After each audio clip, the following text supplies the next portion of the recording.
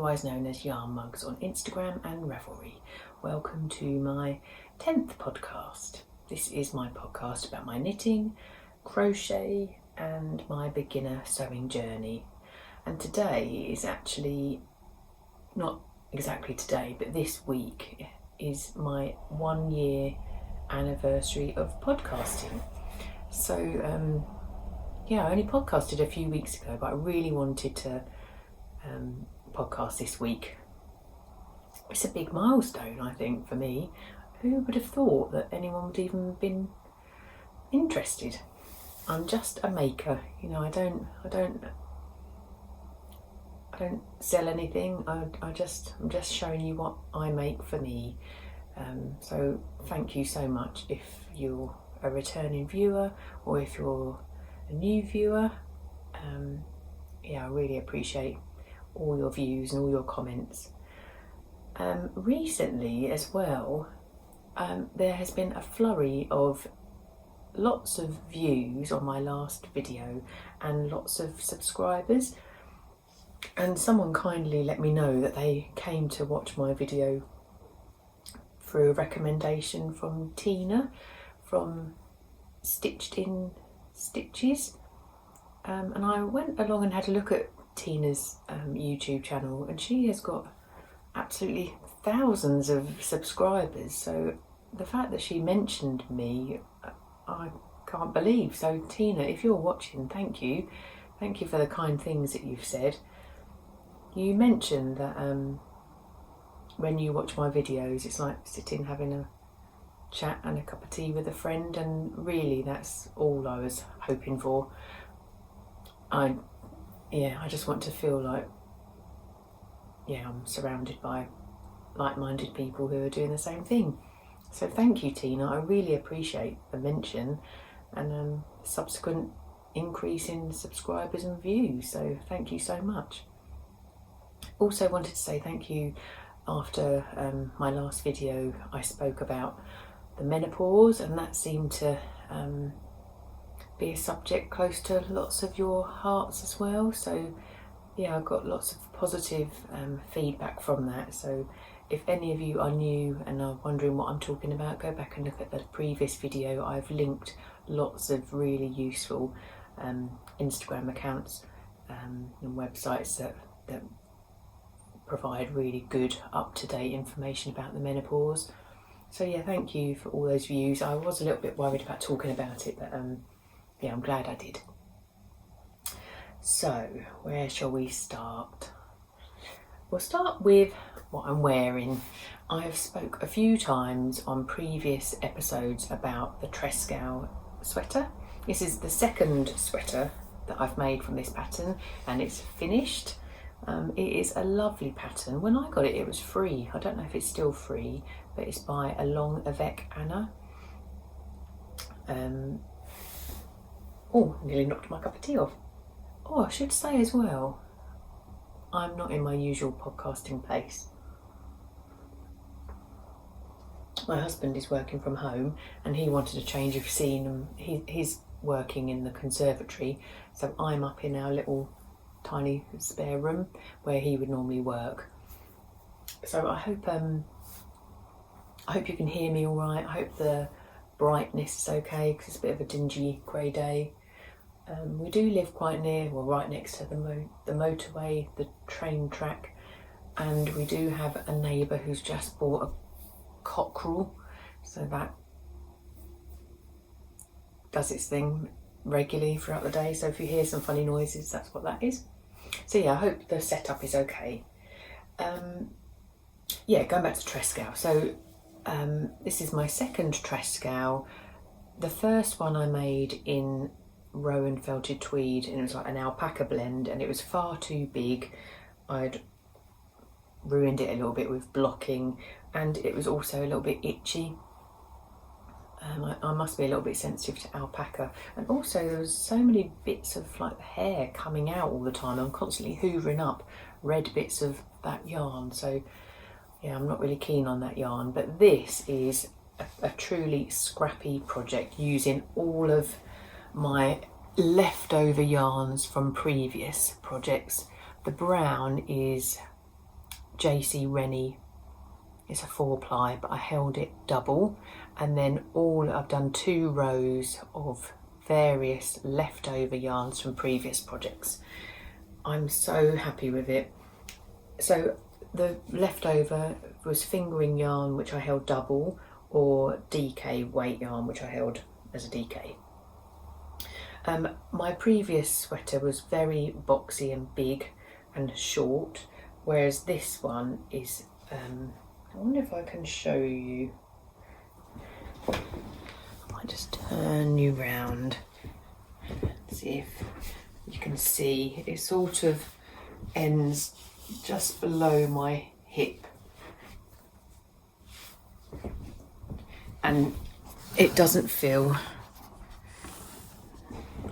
I've probably moved all around there. It doesn't feel too big. It feels exactly how I want a cosy jumper to feel. So yeah, it's not too big on my arms, but it's, you know, big enough to feel like I can just pop it over something. It's the right length. I really love the garter neck, wrist and hem. The pattern does call for a high-low hem, but I just kept going round and round. I was happy just having the same length, same straightness. Oh, it's lovely. I'm really, really pleased. I haven't blocked it yet. I think I put it on and just thought, oh, I really like it. I will block it, but I think when I do it, I will literally just lay it flat without any stretching, because it is loose and big on me, but not too big. So yeah, I would really recommend this pattern. I really love this, the raglan sort of yarn overs. I think that looks really nice.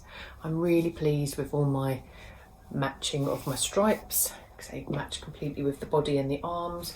I do always keep loads of notes whenever I'm making anything, just to make sure I'm doing both sleeves the same and also the row pattern.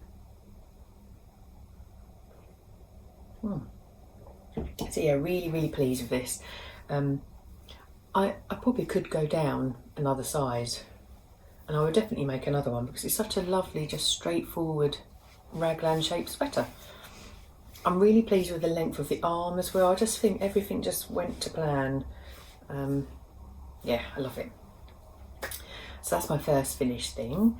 My half finished thing is, I was talking last time about being a test knitter for Lindsay from Stitch Create Love, and I showed you part of a sock that I was making for her, or testing for her, and I showed you a mistake last time, so I unravelled that sock and then started again. I've only done one, but for feedback for Lindsay, which I've given, I mean, it was just such a fantastic pattern, and I will make the other one, but I just really wanted to get one whole sock completed. Now, when I put it on a sock blocker, I don't think you can see the laciness enough, so I'll just show you it on a blocker, but I don't think it shows it well enough. So this is my half finished pair of sock. No, you can't really see. I'm going to put it on my arm instead.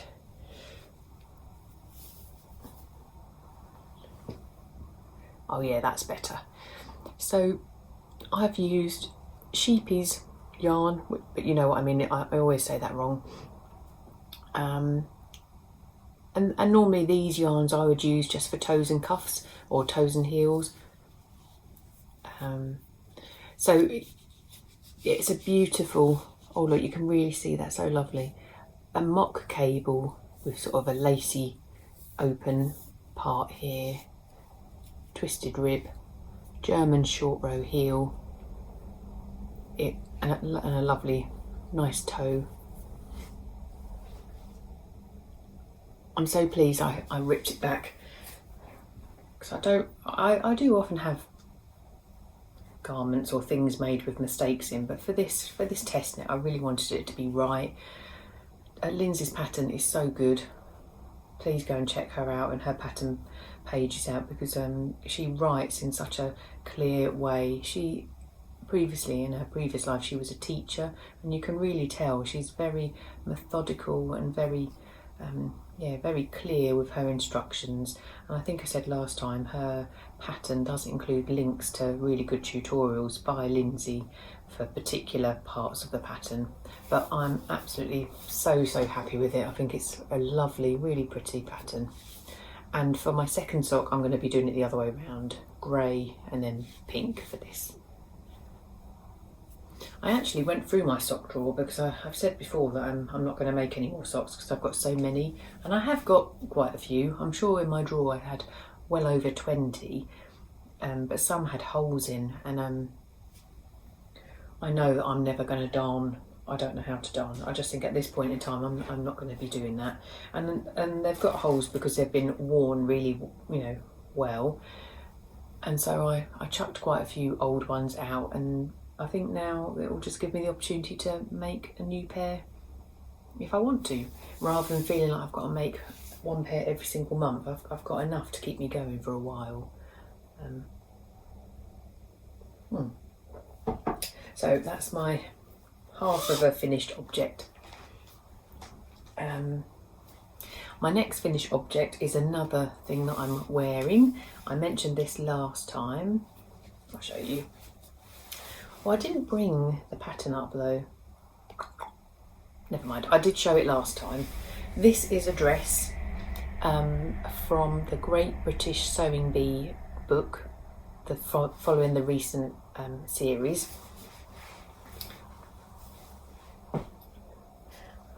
I'll stand up in a minute. It's probably not very flattering me sitting like this. I'm going to stand up and show you first. I feel a bit self-conscious as usual.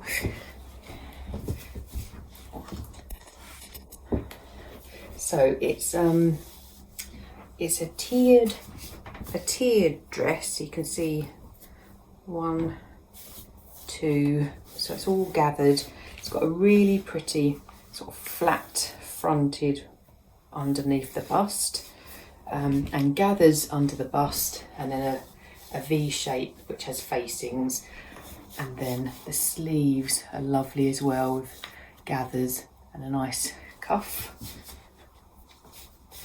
And I'm pleased with it, but I do feel a little bit self-conscious with the V. I think I'd rather have something higher up. I'll show you. I mean, it fits fine. I've made this in a size 16. And I think because it's sort of gathered, it is quite flowy and loose. I'll turn you around and chat about it. I don't know if sitting, that's all right. Okay. Oh dear, sorry. It's funny, isn't it, when you get used to doing it a particular way, and then I really wanted you to see it on. So yeah, I'm pleased with the sew. I think I've sewn it well, but I think and it feels nice to see it sort of fitted here rather than being super big. But for my personal taste, I do feel a bit exposed. So much so that I'm going to put no, I'm not. I'll talk about it and then I'll put something else on. So yeah, so it's a tiered maxi dress. Oh, that's what I wanted to say. Last time I had almost finished it, apart from putting the facings in. So this was a raw edge last time, and also I hadn't hemmed it and I hadn't put a zip in. And we're in a second lockdown in the UK at the moment, and I do buy a lot of my haberdashery from my local sewing studio where I learnt to sew, but the pattern called for a really long zip, about a 22-inch zip or something, and they only sell sort of 7.5 or 7-inch zips. So I just went on YouTube, just looking up, I wonder if anyone else had made this pattern, and I found a YouTube channel, and it's I think she's called Frugalissima. I think her name is Sam, and there's the cockerel, sorry. And Sam was wearing this dress, so as soon as I clicked on her picture I thought, oh, she's got that dress on, I knew she had it on. And she spoke about that if she makes a V-neck dress and she can fit it over her head. She doesn't often put a zip in. So I pinned the back of this dress and tried it on, and I could do the same. Even with this kind of fitted bodice, I could still fit it over. So that's what I did. I just sewed up the back. I used my overlocker, and then it was finished. So it was such a quick and easy finish. So thank you, Sam, for that recommendation. So yeah, check Frugalissima out. She's frugal, as in she wants to really be conscious of what she buys and spends, and making the most of what she has. So yeah, she's got a really good YouTube channel with lots of videos. But that was really helpful for me, and I think, that might, even though I should really practice more with zips, I do want to make things with zips in. It was a really handy way of getting this dress finished. It does feel a bit long, so I feel that I am a child of the 70s, and I do remember wearing a lot of tiered party dresses. It does feel a bit like that, but I didn't really want to make it shorter and waste all this beautiful fabric, because I thought, so what's the point in buying all that fabric if I'm going to chop a big chunk off? So I will just keep it as it is. I have worn it once, and in fact, I don't know if I said last time, I made this with a friend from work who also made it, but she sort of made modifications to her pattern, and we both had the dress on at the same time the other day, so that was lovely. But I just feel a bit self-conscious here.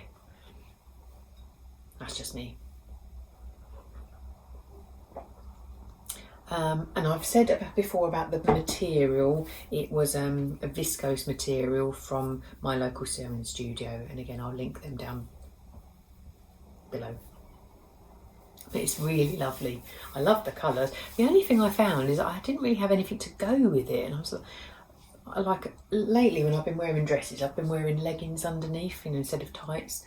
But black look, I did wear them with black, but it looked a bit odd, and I've got navy blue leggings, but they didn't really match. And then even with all my shawls that I had, I couldn't really find a shawl that matched. So maybe I need to make things more in pink to go with it.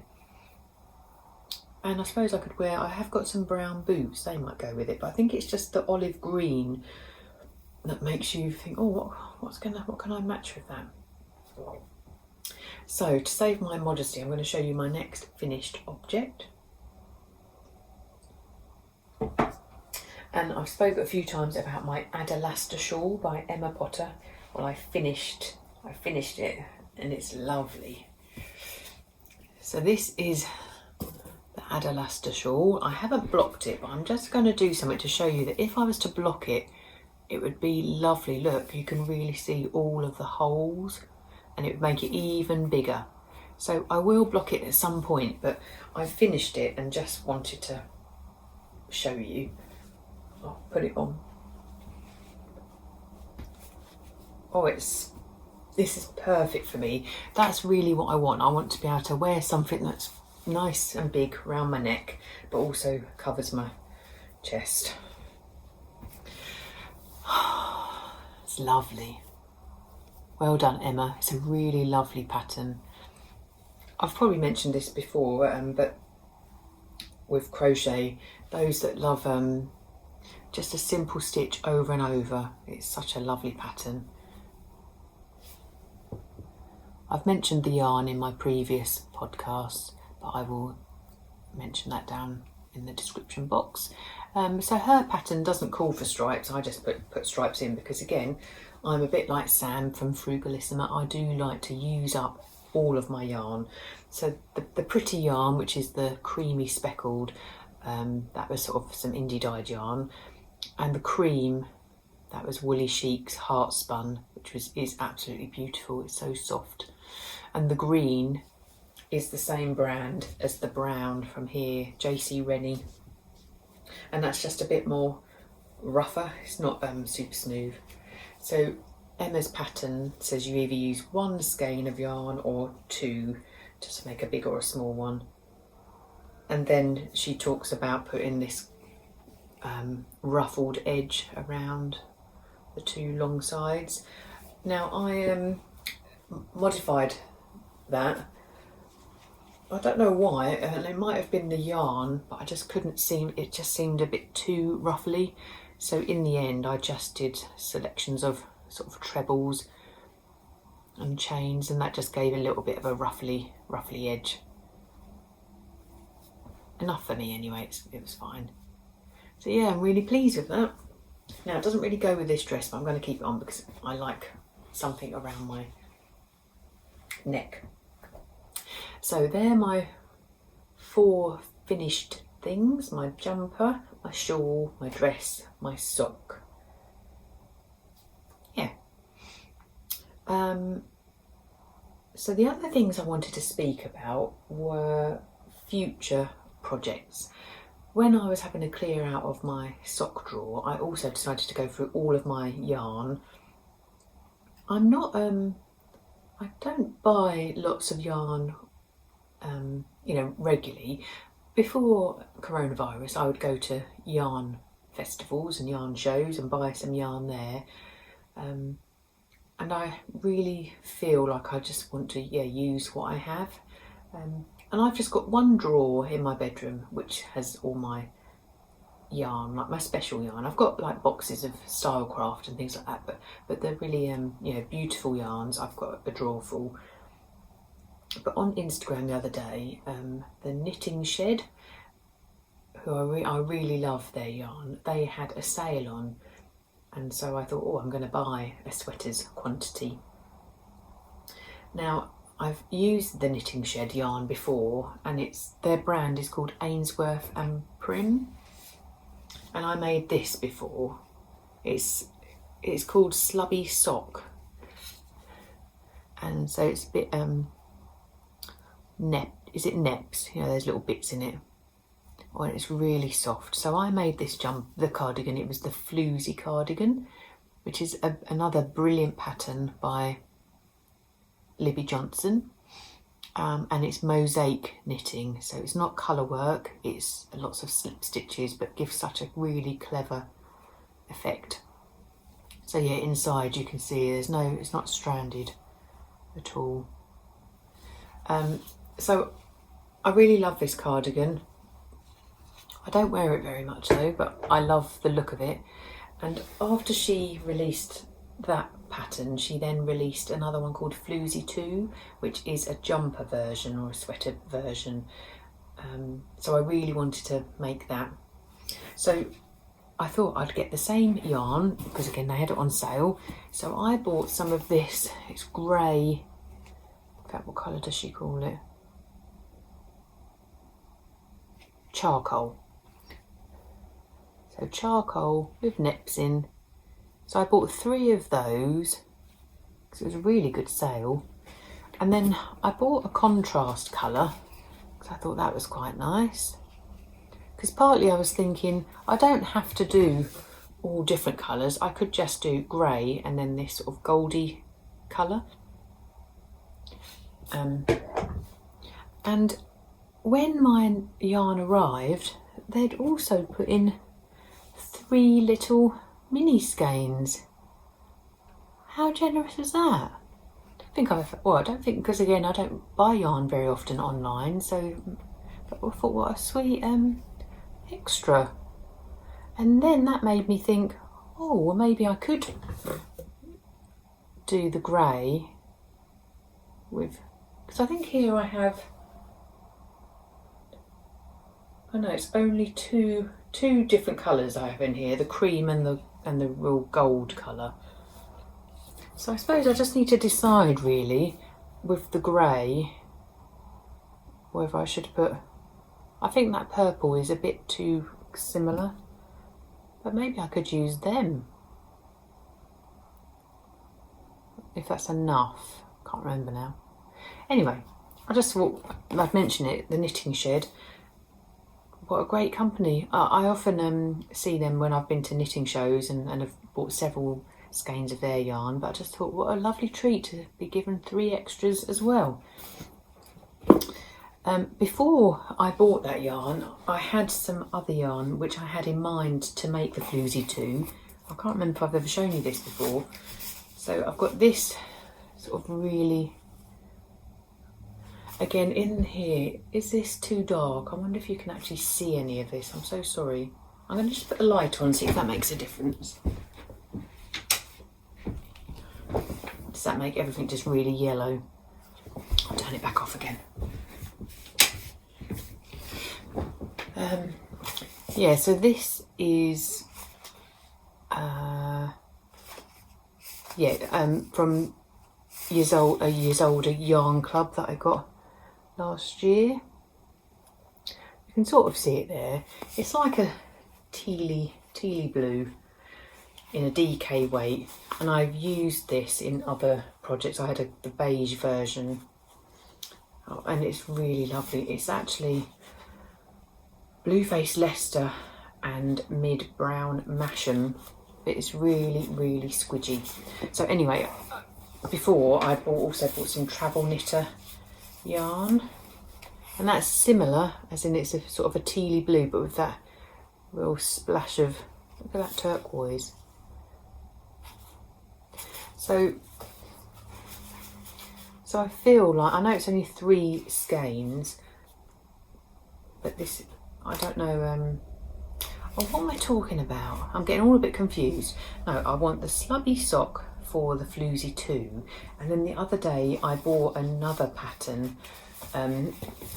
online on Ravelry, and originally it was in the Lane or Liner magazine, and it's called the Nook sweater, and it looks like it's quite a cropped sweater with a cropped sleeves.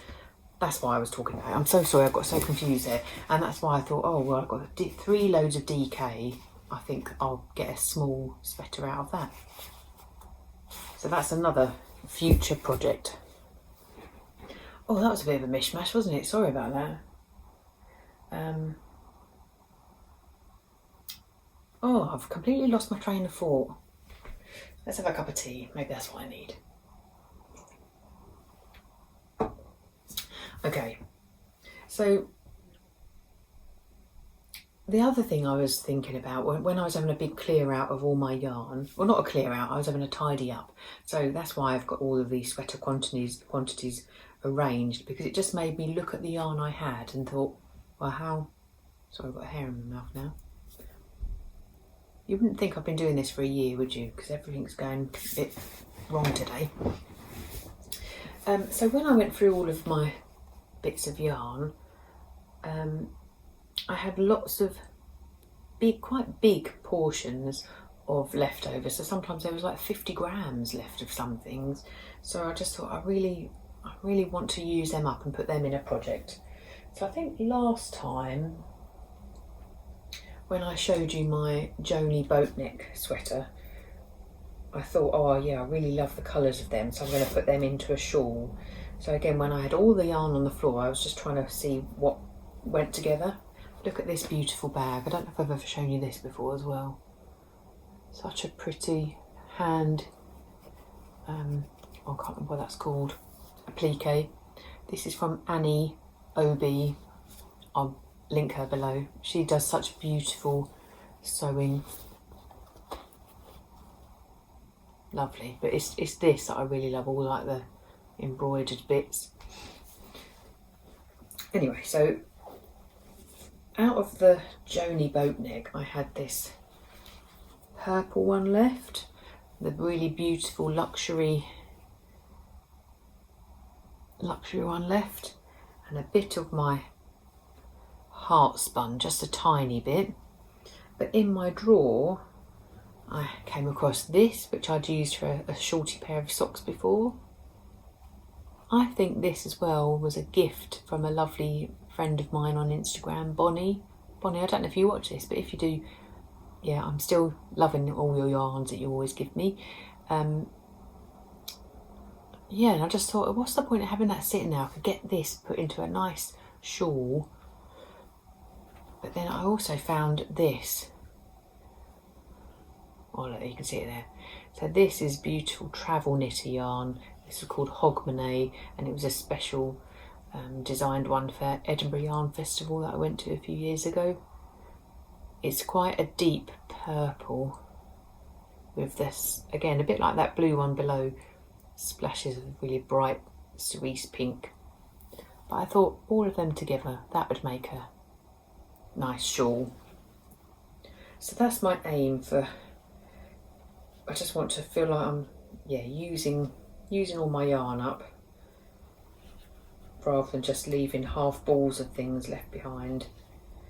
I think I've mentioned before that when I have tiny little leftover bits, like from socks or just any project where you just have a tiny bit left, I do put them into a Scrappy blanket. So this has been going on for ages, like a couple of years, and it will carry on for years and years, because you just want to keep growing it. But the issue I have, I think when I first started, I used a lot of commercial sock yarn as well as indie dyed yarn.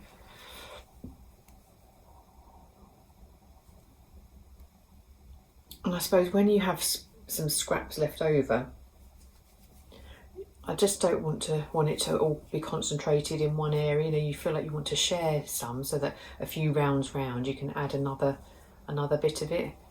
So even though it's scrappy, I do try and even everything out. Like here you can see I've done a few rows this way, but it just looks a little bit uneven because it's so bluey in the middle. So now I'm trying to add some spares all round the long edges as well. I don't know if that's explained it very well. But yeah, sometimes, like I say, I literally have just a tiny little amount, and that might make a square and maybe a little spare bit left over. And other times I have bigger amounts that, just you can make. I've already made 2 squares, so I've still got plenty left, and I sort of hold on to that yarn for a later date. But I've loved doing this. When I make these squares, I use a 4mm hook. So this is all fingering weight yarn. I don't ever put chains between my trebles, apart from in my corners. So it's quite a dense square. And even here, I mix and match. Just use it all up. And to show you the back, I sew all my ends in straight away as well. I'm a bit smug about that, but I love that. So that by the end it will be a finished blanket. So I've never made a blanket with wool before. All the blankets I tend to make are with Stylecraft, acrylic yarn. Mainly because I make blankets just for babies. So this feels like a real... well, for one, it'll be really warm, but also, all of those, to think that I have made things with all of those different yarns, all of the socks and shawls and everything. So yeah, it's full of memories, but also makes me feel like I'm using every little scrap of yarn up. So yeah, I'm really pleased with that. So I just get that out every now and again, just to make a few more squares. And this is in my beautiful Betsy Makes bag. I spoke about Betsy Makes last time, Sam. She makes lovely bags. And at one point I had to stop myself, because every time she had a shop update, I would just buy another project bag. But her bags are so good, so squidgy and beautiful fabric. Look at that in there. Made so well. So I've got lots of Sam's bags. Okay, so I think, one more. Now this is in the first project bag I ever made. I've talked about this before, but this is following lovely Ali, Little Drops of Wonderful. In one of her vlogs a while ago, she showed how to make a drawstring project bag. And I just made this out of fat quarters, so it's thin. It's lined with white, but not lined with anything thicker. And when I was talking about my first Trescao sweater using Rowan felted tweed, I still had all of this left. And even though I don't really like it, it just felt like quite a lot of yarn just to put in a scrappy blanket. you'd make loads of 4 round granny squares of this. So I just thought maybe I need to put it into another project. Now, I've had this yarn for ages, and again, this is another gift from my friend Bonnie from Instagram. She lives in Canada, and this was like around an anniversary, like Canada Day anniversary. This yarn was made. It's beautiful. Now, it's wound up because I have attempted to use this before, but on the wrong project. You know, when the yarn is completely wrong for the pattern that you're using. Now, I think this will come up with micro stripes. So it starts off white, then it's red, then it's white. I think it's quite what's the word? It's not random, it's very repetitive. And I remember I was going to Edinburgh Yarn Festival for the first time, and I really wanted to cast on a pair of socks on the train and use this special yarn that had been gifted to me. And I was making a lacy pair of socks, and it just didn't go at all. You couldn't, the yarn just wasn't looking very good, and the pattern, you couldn't really see the lace work very well. So I keep getting this out thinking, what can I put this in? And so then again, because I just had all this yarn all on the floor, I just thought, well, maybe I could put it together for a small shawl. So a bit like with this, where you just have the odd row of it, rather than a whole big chunk of it. If the majority of it can be red and white, but with a bit of woolliness. And the thing is this is really such a pretty colour, and it's got, not neps, but it's got little flecks of different colours in it. Can't really see there, but it is. And it's also darker than what is showing up there. But yeah, so I just thought, I'm going to get it in a bag, all ready to make something. So that's my aim. I thought maybe it could be a cowl or a small shawl. Even though I don't really like small shawls, I like big shawls, but just have something, a nice way of using that yarn up. Otherwise it will just sit there. Okay. Another thing I was going to mention is I do read, and I really try and read 1 book a month, which doesn't sound like much, but years ago I used to be a massive reader. But all of this year, because the other thing I do is I write down everything I read, and I write a little, not a synopsis, but just boring or lovely, or I write a little comment and a description just to remind me what it is. Because if ever you read a good book and someone will say, well, what have you been reading? I just can't remember. So I always write it down. And like you say, this year I think I've read about 1 good book. The book I'm reading at the minute, I can't wait to finish, but I do have to finish it. So I'd heard lots of people talking about this particular book, so I bought it.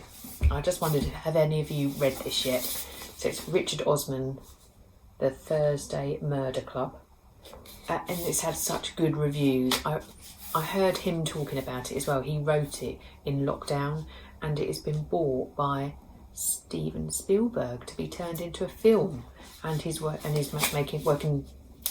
writing his second book as well, like a sequel. So I just wondered, has anyone read this? What do you think? I haven't started reading it yet, but I'm going to start reading it on the 1st of December. That's when I really like to have finished my previous and start a new book.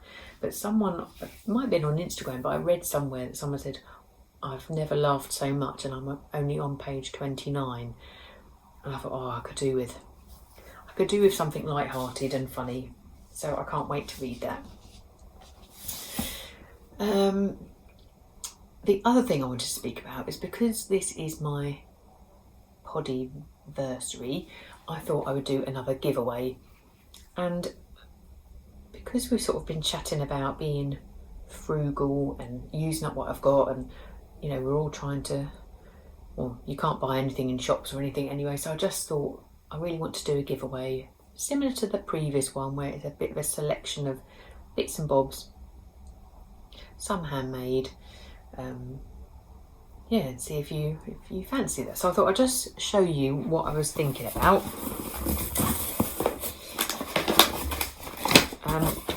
Now I've had this for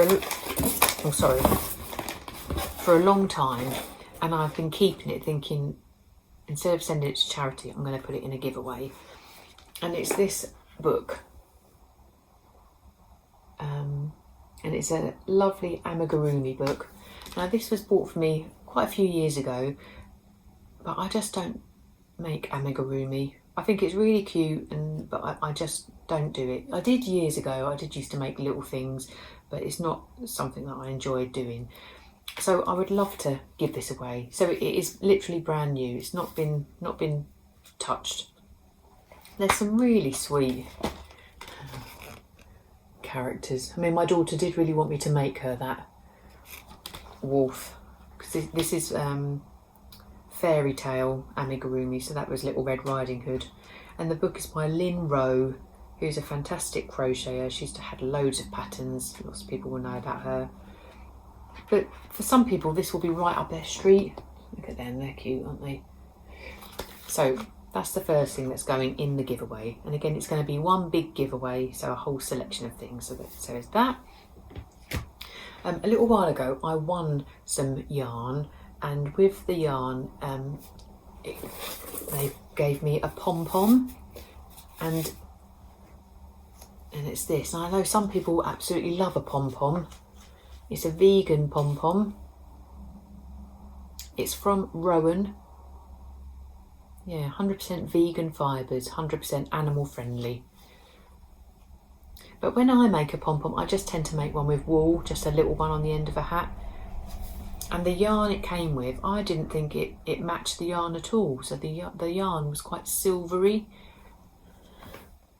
So yeah, I just don't think I would wear it. So again, it's brand new from Rowan.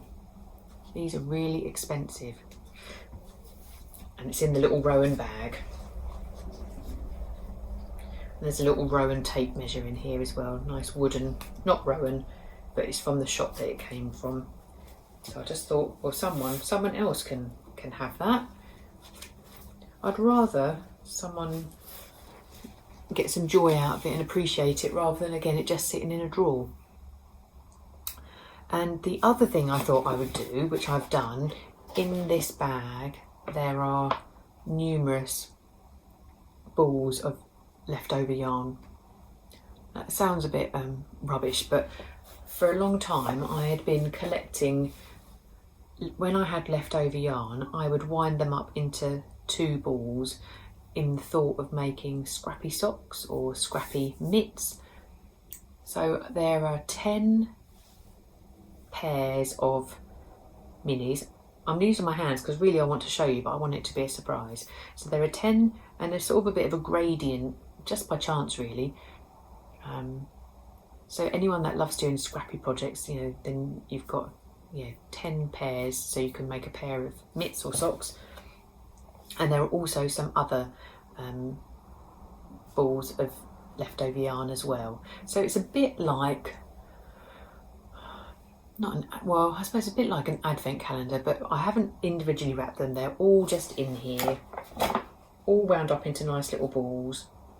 And you can either use them for what I just said, or you could use all of them in a scrappy project, whether that be a shawl or a blanket.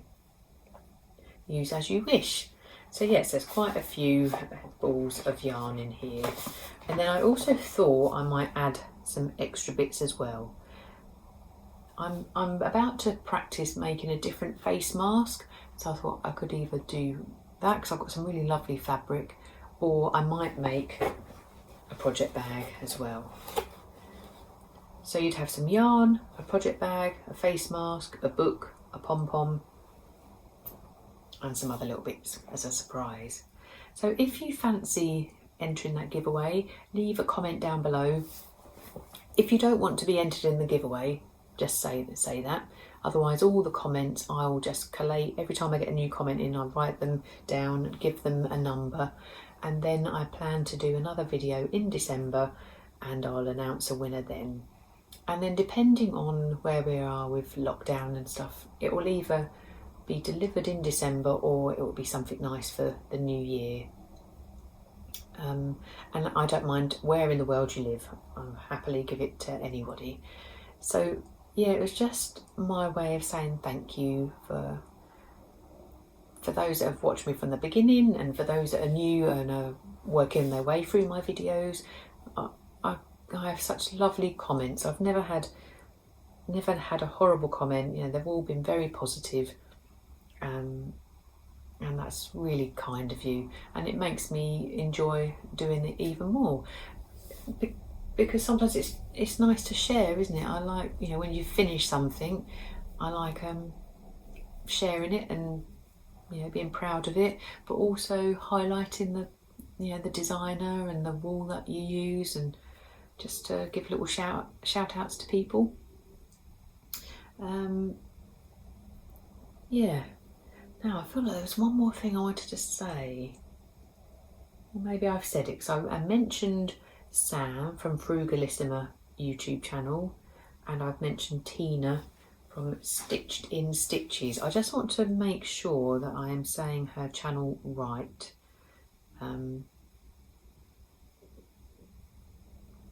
Sorry while I do this, but if not, I will put it down in the description box. I think it is. Oh look, I can't even spell properly today. I will put it down below. So I suppose, yeah, big thank you to those that have mentioned me, and for those that I've found really helpful on YouTube. Now, I don't know how long I've been chatting for, about 46 minutes. I hope that was all right. It's funny doing it in a different room, but I hope I've shared everything. Well, I've shared all my makes, all my future plans, plus the book, plus the giveaway. Yeah, so enjoy. Yeah, enter below if you fancy being entered. Let me have a sip of tea. I'm going to go back and watch this video now and just think, oh, why have you done that? I hope it's been all right with the moving around. Anyway, stop moaning, stop apologising, enjoy, and please leave a comment and chat. I reply to all the comments. It's really lovely to get feedback, but also lovely to have a conversation with you and hear what you're working on. And yeah, so I'll see you in December. Bye for now.